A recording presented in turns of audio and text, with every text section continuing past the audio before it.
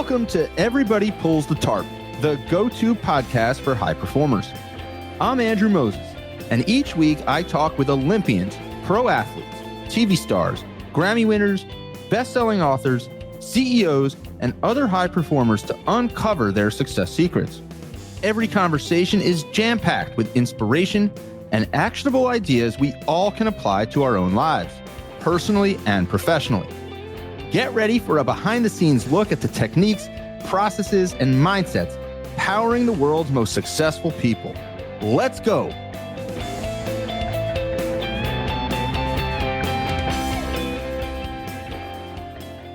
Hi, everyone. It's Andrew.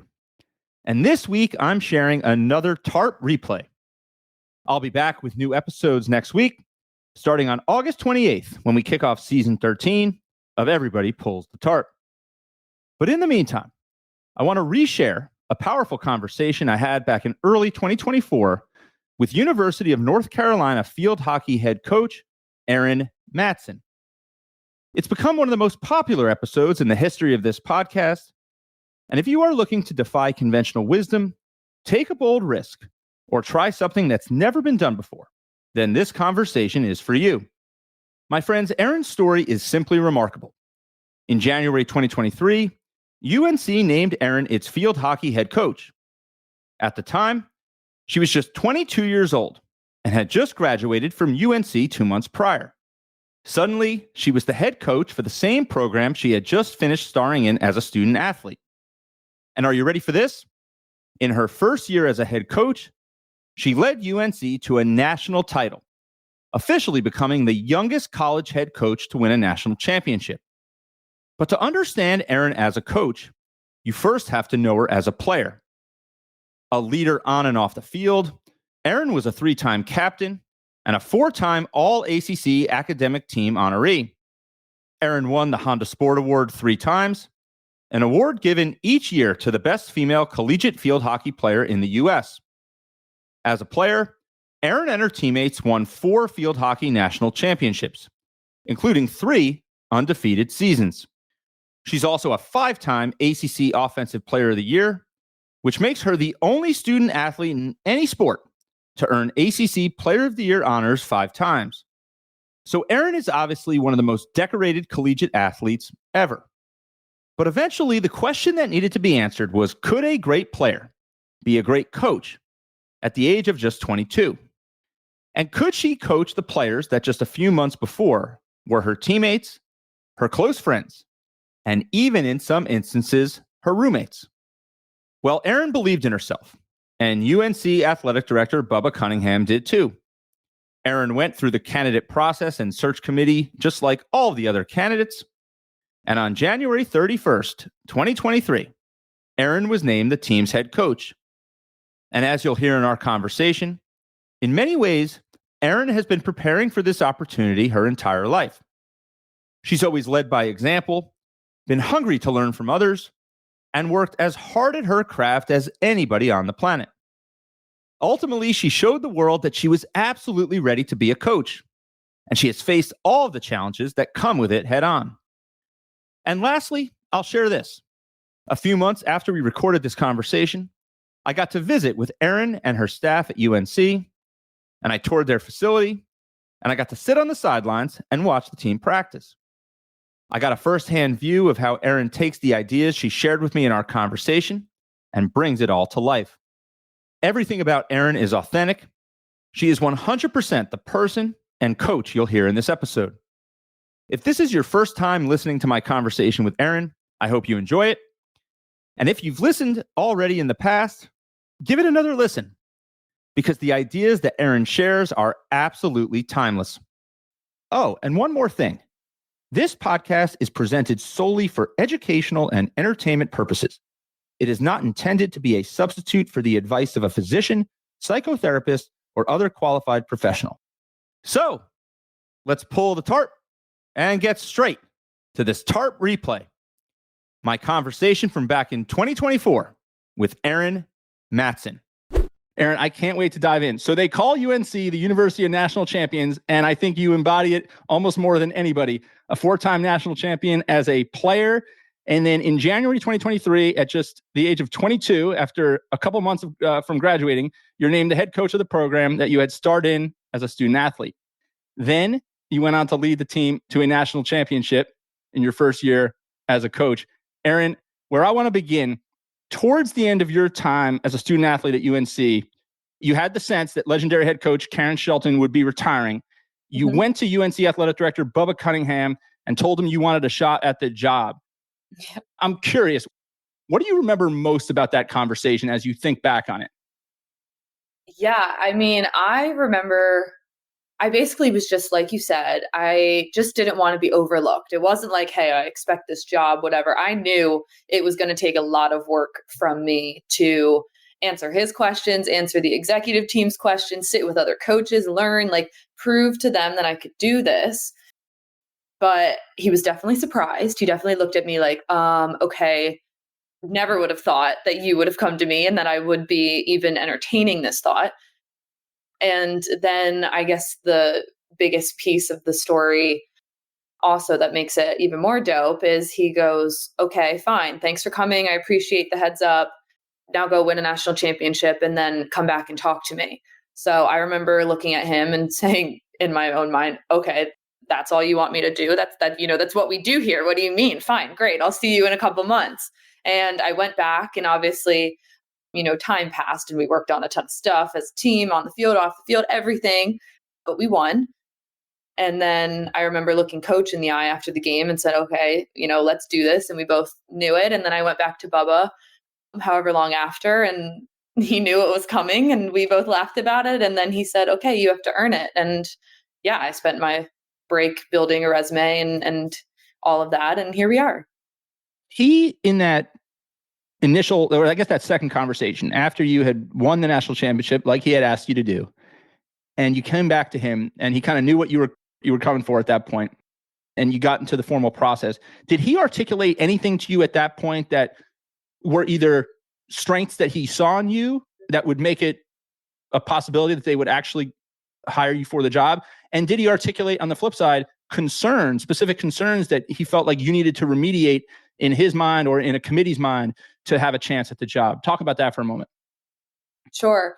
Honestly, for the most part, it was pretty neutral. And I think, that's how any professional person should handle a job interview. There was never any hinting at me being the final candidate. There was never hinting of me like not being in the running anymore. It was super neutral the whole time, which was aggravating on my end because I was like, just give me something to work with. But he was professional the whole time. Everyone throughout the hiring process was professional. It wasn't much back and forth, I guess you could say. It was a very typical, and I don't know how it was for the other candidates, but these are our questions. Let's hear your answer. And it's not like it was, oh, good point about this or this and whatever. I had to predict his concerns, I guess, which, they weren't that difficult. I was 22 and I would be coaching the girls I currently, was living with. Like I knew what was going through his mind, but I also knew he had no doubt of my love for this place. He had no doubt for my knowledge of hockey, for my work ethic, my reputation. So I kind of just through the relationship we built over the years with this not being a point of conversation, I knew where his head was at. But no, I don't think there was any hinting either way. And I didn't know. He sent me a text. I was in a hotel with my boyfriend the night before I was offered the job, and he sent me a text. Bare minute, like period, question mark, no emojis, no emotion, anything, like, hey, are you free tomorrow at 9 a.m.? And I was like, of course, reading into it. Is this good? Is this bad? Whatever. Like even then, he didn't give me anything. And I didn't know until he slid the paper across the table that the job was mine. So yeah, it was a long month and a half or so.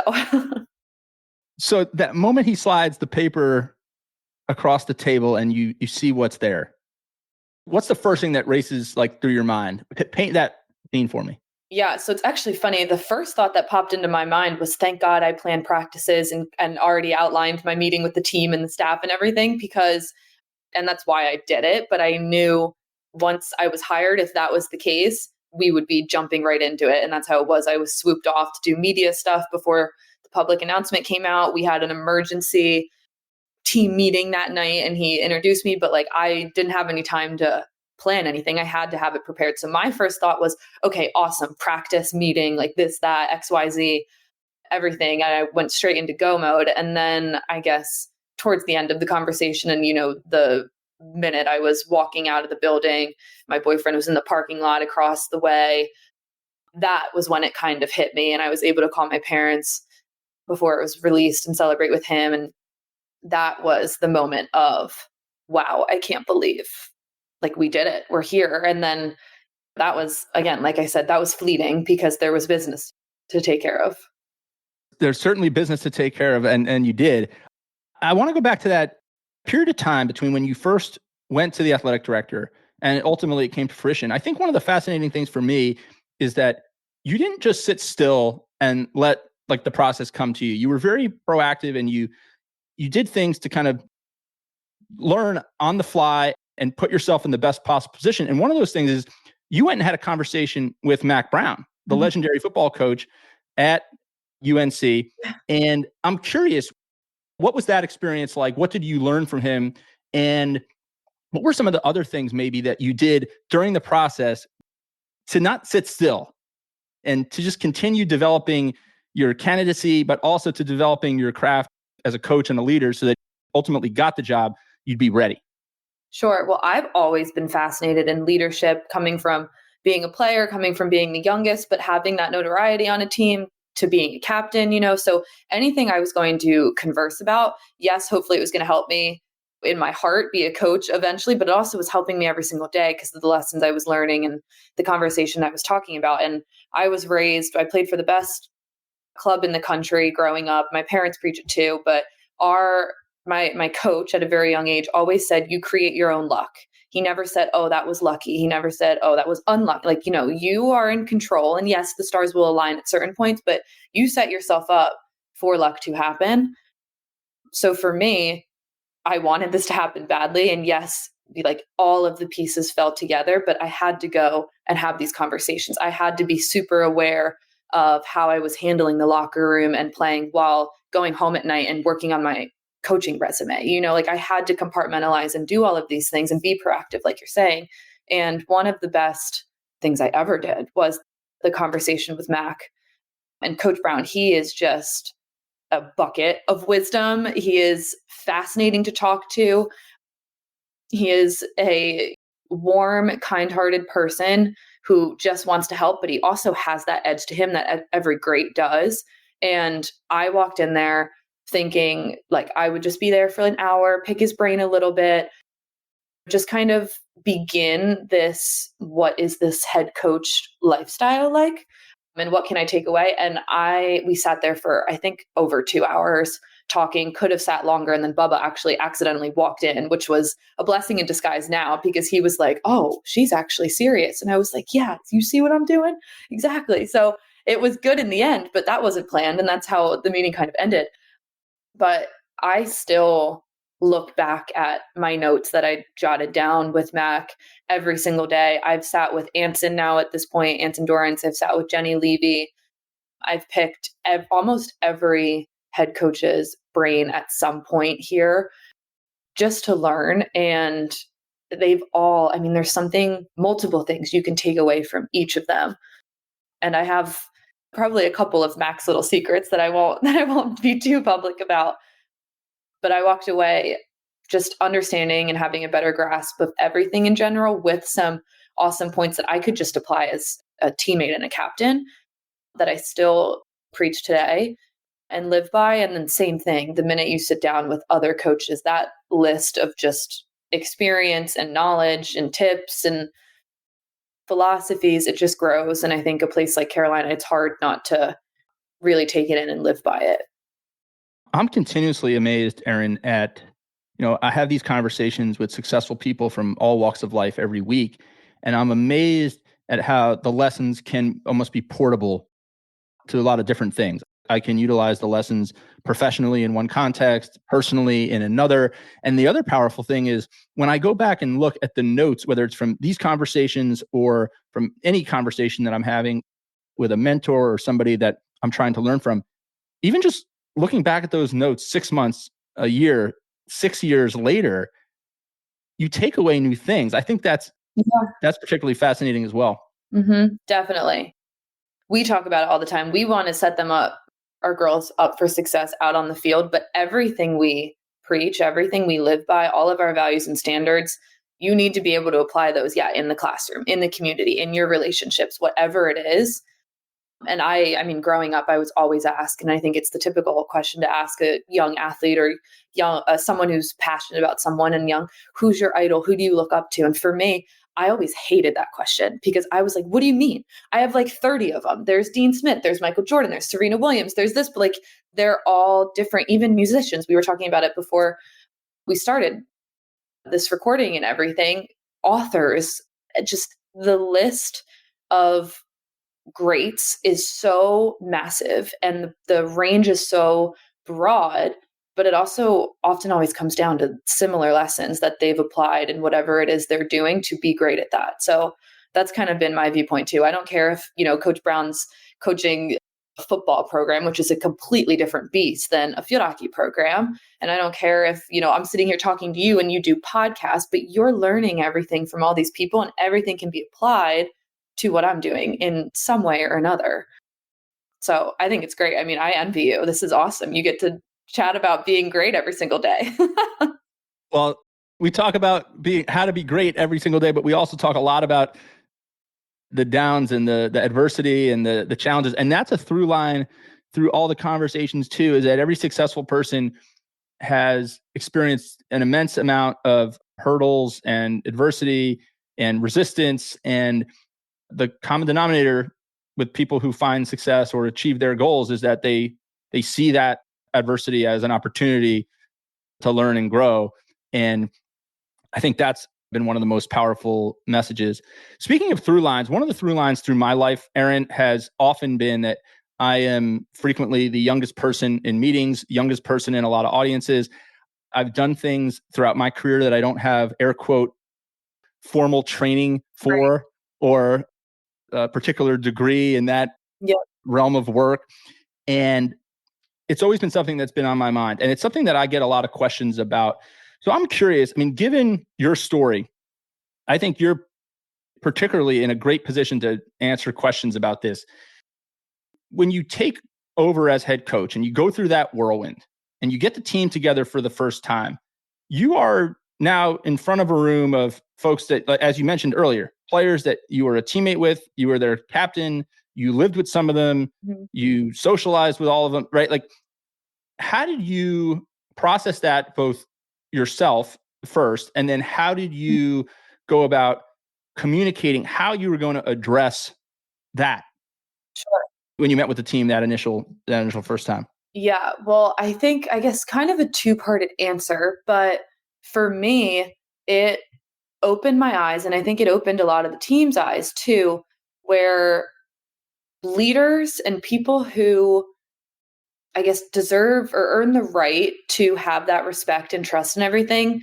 It's not just like it started when I walked in that room and said, hey, I'm the head coach now. It was a accumulation of my 5 years at Carolina, my career before that, where people knew, yes, sure, how I played, but more so how I treated my teammates, how I treated my coaches, how I interacted with my parents and other players, and then, yes, when I was here, how, and regardless of what it was, whether it was playing at home in the living room, walking to class, like all of these moments that I had no idea would have helped me now, they did, and they were present. So I guess just more so, it was, I don't want to say easier because of that, but because I just focused on doing the right thing, focused on challenging my teammates, but being there for them and cultivating relationships and leading by example in the classroom and on the field, all of that stuff matters. So we talk to our girls all the time. Like, we have people in the leadership group. We have obviously captains. We have everybody else who matters just as much. We have people on the bench and in the starting lineup. Every program and team has a range of everyone, but everything they do adds up and everything they do has value and everyone's paying attention to it. So we just preach to uphold that reputation, act with integrity, all of that stuff, because you never know where it's going to lead you. And then when it led me to that first initial meeting where Bubba introduced me and Larry Gallo, who's my sport administrator, walked me in front of the team for the first time. One, they had all of those years and all of those actions and the trust in me and who I am to lean back on. And then the second part of my answer is, my initial conversation with them, I gave my little spiel. I think some were surprised just that it actually happened. I was very transparent, and we'll get to that a little bit more, but with the whole application process, I didn't want them finding out that I was even applying for this through the rumor mill and this and that and things floating around. Before we went on break, before I applied, sat down with them and I was just like, look, I'm doing this. If you have questions, come to me. They all supported me. I was lucky. I was grateful. They all were like, we want this to happen. Obviously, they didn't have any pull in the case. Right. But I just wanted to be transparent from the start. And then in that first meeting, that's kind of what we hit on. I talked about transparency. I talked about over communication and respect. And with those 3 points, we talk about over communicating a ton. You can never communicate enough. You see the best organizations, the best companies, programs, whatever it is, leaders, they know how to communicate effectively, clearly, concisely, tailoring to who needs what kind of communication to get the best out of someone. All over. Communication is so underrated, I think, and it's similar to leadership. It's not talked about enough. And then with that, transparency. I needed to be okay with saying, I don't have all the answers. I am learning as well, but I know the right questions to get to the right answers. And you guys know I will bend over backwards and work harder than anybody to make sure you are set up for success. But this has been a team effort more than usual. We constantly ask for their feedback. I think female athletes in general, but even just generationally now, people like understanding the purpose behind things and the why. And of course, there's going to be some decisions where it's, hey, just listen, get on the line, this and that. This is, just trust me. But if that's the case, hey, trust me, this is a coach's decision. Great, no questions. And other, it's like, this is why we're doing it. This is how it's going to help you. And then automatically they buy in way more naturally. And the buy-in's huge. So just the element of transparency, I joke about it. Often we have glass doors throughout the building. I'll show you. It's probably not going to be a cute video, but see. And I'm like, we have glass doors for a reason. We have a complete open door policy. You come to me with anything. We are here to help you. We are here to guide and to be resources, but we have glass doors for a reason. And then the third piece of it, the respect piece, along with the communication and transparency. We know what boundaries are here. We know head coach, player. We understand that. But we also have to respect the process of figuring out these boundaries and what it means for us in our unique situation. And last year is going to look different than this year, than the next year, but we have to be okay with being vulnerable with that, communicating it, and respect. And I want to give them respect. It's not like I'm coming in here to be a dictator. That's just never going to work. And I need to give them trust and freedom and respect, but I really need that in return too, and the honesty within that. So with those 3 points, we covered a lot. And then, of course, we talked hockey. We talked about this and that and strength and conditioning. And we wouldn't have won a national championship if we didn't. But I think to always fall back on those 3 points when stuff was going great, let's ride it. And when stuff needed to be tweaked here and there and we needed to have a couple hard conversations, look, this is what we talked about, right? This is what we bought in with. You guys all know we all are bought into the common goal, and we need to rely on these 3 things to help us get there. So that was kind of the initial talk that propelled the season and everything in the year. All right, everyone. We'll get back to the conversation momentarily. But first, I want to tell you about my free weekly email newsletter, TARP Pullers. Each week, I share an uplifting and inspirational TARP pulling story that is sure to brighten your day. And I also highlight some of the most powerful ideas I've learned on my journey talking to 200 and counting of the world's top performers. The newsletter is short, concise, and a reader recently told me this. She said it makes her day every time it hits her inbox. Go to everybodypullsthetarp.com/newsletter to sign up today. You talked earlier about all the stuff that you would do as a player and as a captain that really is leadership by example. People seeing, and believing it because They see it in action from you. Right. Do you feel like that gave the team a much, much higher degree of confidence that if there was something that you didn't know the answer to, as you mentioned a few minutes ago, that you would ultimately be willing and able to seek out an answer on that particular issue or topic that was facing them as a player? Totally. I think, yeah, I'm a quick learner and I really don't care about asking questions. I will be that annoying person that asks all of the questions because I want to make sure we're doing stuff right, efficiently, to the best of our ability, whatever it is. So, yeah, okay, I don't know this answer. Let me figure it out for you, or ask this person and communicate. Do it quickly so they know, they feel important. They know I will put them at the top of the priority list. One of the things, going back to Mac Brown, one of the biggest takeaways he told me is they need to know you will fight for them. And whatever it is they need, we get it done. We work on it. I communicate that we're working on it. And then, yeah, ultimately we help them with the answer, plan, whatever it is they needed. But I also think it's a lot of where the TARP pullers comes in. No matter what that looks like, you have to be okay and confident with yourself to be able to do that, big or small. It's not like I'm only going and talking to the head coaches of other programs or only going and talking to Bubba. No, if they actually have a silly story, but if they need trash cans in the locker room, I will drive myself to Target. I will use our university credit card and I will bring your trash cans to you. And so that actually happened on, I think it was like the first week. It might have been the first couple of days. I was like, whatever it is you need at the end of this initial conversation with the team, whatever it is you need, we will get it done. Come to me. And we constantly ask for feedback, like I mentioned. The first thing they came to me with is, hey, Erin, it actually would be really nice if we had little mini trash cans in the bathroom stalls and not just the big one. And I said, okay.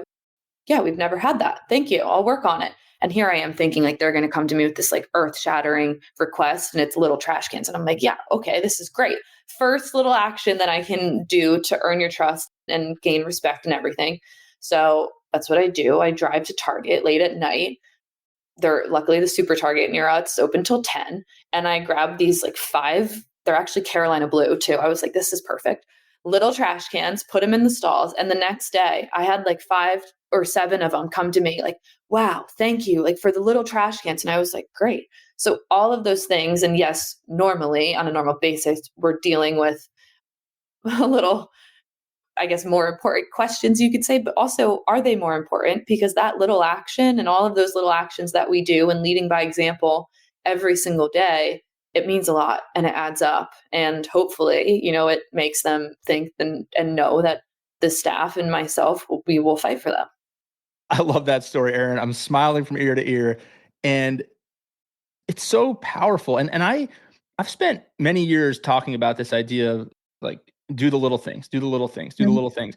And I'm becoming more and more convinced that there are not little things or big things. There are just things. Mm-hmm. And if they're important to people and they're important to the job that you have to do and to whatever direction you're heading, then they have to be done. And not only did you earn the respect and admiration of your players by your activities when you were their peer and their captain, but those moments mean all the difference. And I feel like I understand so much more about you as a coach now and about why Carolina had so much success under your leadership in its first year, just from that garbage can story. It's crazy to think about, but it means something like that just means everything. Mm-hmm. No, totally. And we harp on it in the staff office all the time. I'm lucky my assistants are even just managers. Like we preach to the team, yes, but it starts in the office and it bleeds out through these glass doors. But like anything we can do, big or small, and like you said, what is even the definition of that? It adds up. So we harp on the details every day. And like we do with their play, right? We're not going to just get by with the way we play hockey. So why would we get by with the way we run things, act on a daily basis and everything? So yeah, no, I love it. I love the message. One of our graduate assistant, actually, I haven't read the book yet, but he got me the book, Legacy. He's South African. And it's right next to my nightstand. But one of the chapters I remember him sharing with me is you're never too big to sweep the sheds. And it's the same message of you can be a CEO, you can be a head coach, you can be whoever, but you should never take for granted the fact that you can do all of these little things that create habits, earn respect, this and that needs to get done. 100%. I love that book. It's one of my favorites. You are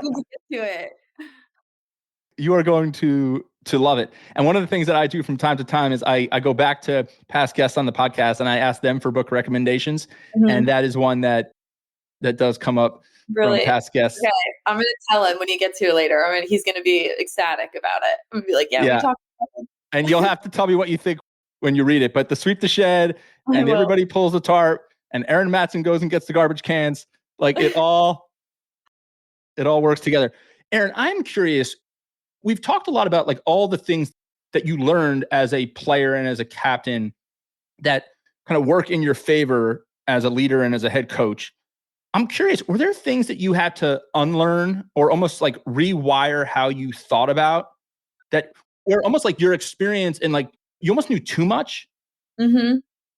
So yeah, I guess, how do I want to answer that? It's a great question. And definitely, I think, again, kind of two-parting it. One, that argument in terms of like the team, I know everything about them. And like you said, we were socializing together. We were on Franklin Street together. We were on the end line, doing the run test together. I knew everything about them coming into this, but that helped me. And I think that's one of the things everyone was worried about is she's so closely related. She was just in that inner circle, just in that locker room. How is she going to manage it? But that helped me. I think I thrive on connections and relationships. So instead of, I guess, unlearning it, but in a similar, I guess, pathway of like what we're trying to get at, I liked being able to take everything into account. I knew what they were complaining about. I knew what they were doing and wanted to do. I knew kind of where their mind was at. And I couldn't like partake in certain conversations or obviously events anymore. But it helped me. And even now I meet with them one-on-one once every month and we talk about everything but hockey. So it's just to connect, learn about where like especially the freshmen and the incomings who I didn't play with, tell me about your family, tell me about your upgrading. What do you like? What classes excite you? All of this stuff helps me where, I'm not going to talk to them about all these details every single day. So I guess unlearning in that sense, but it helps me know how I can communicate to them what they need when stuff's going well, when stuff's going poorly, how to connect. So that helps. But then I guess the other side of me that's been really interesting, and the girls joke about it. They were like, you were way scarier as a player. And like, trust me, I can still be scary and they don't like seeing that side. They act very well most of the time. So it doesn't come out too often, but I could always lean on the fact of, okay, I'm annoyed and I always played better when I was frustrated and someone ticked me off. But I could always lean on, I'll just do it and they'll earn trust in me in that way. And they'll want the ball in my hands in that way, or they'll want to have a good conversation with me because I can just go out and do it better than anyone, where I'm not out there on the field anymore.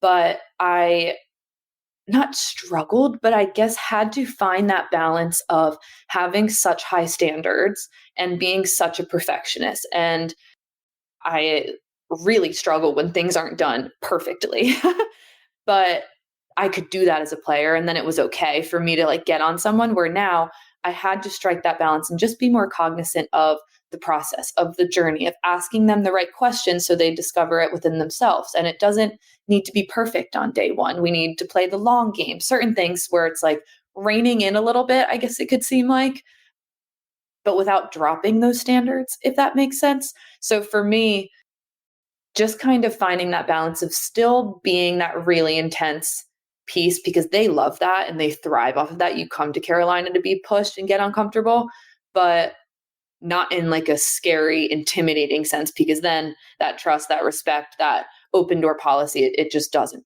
work. So that's been. Why do you think it is, Erin? I went back and looked at some clips from your playing days, and I mean, you said fierce or intense or competitive. There is just like this, I mean, crazy intensity to you as a player. But then there's also this other side, which I would characterize as like tremendously kind and empathetic and open-minded.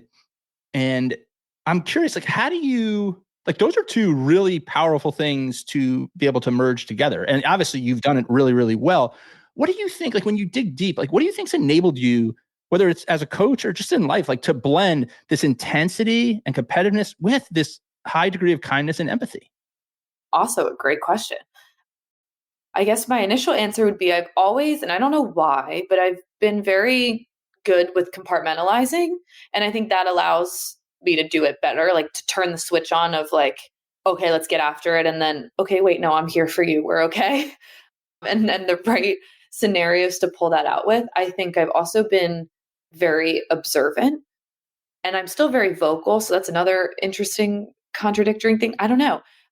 But like there's no question that I'm vocal and I like communicating, but I really pick up on all of these little things to then tailor how I do that. So I think that's helped me. But I also just grew up with that kind of upbringing. My parents taught me how to be super intense, but to stay grounded and to set extreme goals and chase things people think you can't do, but take it baby steps and simplify your life and do one thing at a time. So I guess it's just kind of been how I was raised. And it's how, yeah, I run things now. I also, going back to the transparency piece, what you see is what you get. The girls know when I'm going to be intense and what they know what to expect. And then when we're sitting in this room having our monthly check ins, they know it's going to be more of a conversation. So I guess the consistency in that too. But yeah, I was just raised that way, to be consistent, to do what's right, but have that edge to you. Just know when to pull it out. Have to have that edge and know when to pull it out. Yeah. So I'm curious, Erin, as we get ready to wrap up our conversation, you've been so generous with your time. If you had to identify like one area for growth, because we always can grow, even if we win a national championship every year, there's always something we can do the following year to grow. Do you have one area in mind that you feel like this is an area I really need to grow as a coach or an individual? I think, well, for us, I guess that's been the other side of it too. It's been me coming in and winning freshman of the year, whatever. Oh, okay, she did that. Great. And then the team winning back to back undefeated national championships. Oh, that's the peak of what they can do. No, I want to do it better. Okay, 4 out of 5 years we win national championships. Great. Like, what else can there be? Okay, let's do it as a first year head coach with the team. Like, we are always looking to break down barriers and to keep pushing. And I think it falls back on every year. Our program and my goal is to bring a national championship trophy back. And we set that, but then we set it and forget it. And we understand the only way to get there is to do our best at practice every single day. Our job as a staff to plan the best video session in the clearest way that gives them just the right amount of information that can help them. All of these little things, again, adding up so that then at the end of the year, oh, look, we have a national championship trophy, right? Rather than harping on that and expecting to go A to Z. And it's like, wait, you have 24 other steps in there that you just skipped over. So for me, it is all about how can we be more efficient? How can we communicate better? How can we be even cleaner with our skills? You can always be better, in my opinion. And I guess that's kind of how I will, run this program, hopefully for years to come, with recruiting, with winning, with all of that stuff. We are always looking to push and stay ahead. And then for me personally, I guess my biggest learning curve has been the management side of things. If you ask me about relationships, great. I can have connections and bond and relate with younger generation, student body, donors, supporters, townspeople, whoever, like not a problem. X's and O's, great. Forget about it. If you want to be the best player in America, you come to UNC and we will get you there. No question. It's more, how can we run efficiently? How can we get better? How can we do things as a staff to make the team's life easier and our own life easier? All of that stuff. So for me, this first year was let's learn, let's grow, let's do something amazing. And we did. And now it's okay. We have that process and what my process was like. And now how can we tweak it in a similar way of their play? How can we get it better? How can we tweak what we do every single day? And how can I do a better job of managing, communicating, organizing, all of that stuff? but that's not necessarily something the team has to worry about. As I think about our conversation, Erin, and I'm sure I'm going to continue to think about, I'm definitely going to be thinking about it a lot and have new ideas and reflections from it. But I think one of the things, just as we wrap up, as I think about our conversation, that's just really remarkable is your ability, and you described this a little bit in talking about how you were raised and your parents, and your ability to set these really ambitious goals that are way off and far into the future, but dial into the little micro steps that it takes to get there, and being comfortable with the progress and being comfortable with the setbacks when they come. And I think that's remarkable. And it's something that, I know, everybody listening can learn from, and I know it's going to serve you well as you go forward here. I can just visualize it now. And there's just like that Michael Jordan picture, there's going to be a picture of you with your hands up and like championship rings on every single one of them. And then a cabinet with the rest of them. So I wish you nothing but the continued success. I know I'm excited to continue following your story. And I know, most importantly, the best is still yet to come. And despite all of the success that you've had as a player and a coach, and a person, most importantly. Thank you so much. Yeah, I still pinch myself that this is my job and this is where I get to sit and have these conversations. So I appreciate it. But yeah, we like to keep it exciting for everyone. So promise that we will continue that for sure.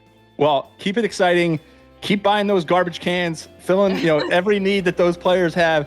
And we'll have to catch up again soon. All right, Erin, thank you so much. You're forever a part of the Everybody Pulls the Tarp community. Thank you. Thank you too. Thank you for joining me this week. Be sure to subscribe in your favorite podcast app so you can catch all of our upcoming episodes. And if you're like me and want a world full of tarp pullers, then leave a review to help others find us. You can also follow me on Instagram at AndrewMoses123 and sign up for my email newsletter at everybodypullsthetarp.com/newsletter. I'll share tips and insights to help you achieve maximum success and happiness. Until next time, keep pulling the tarp.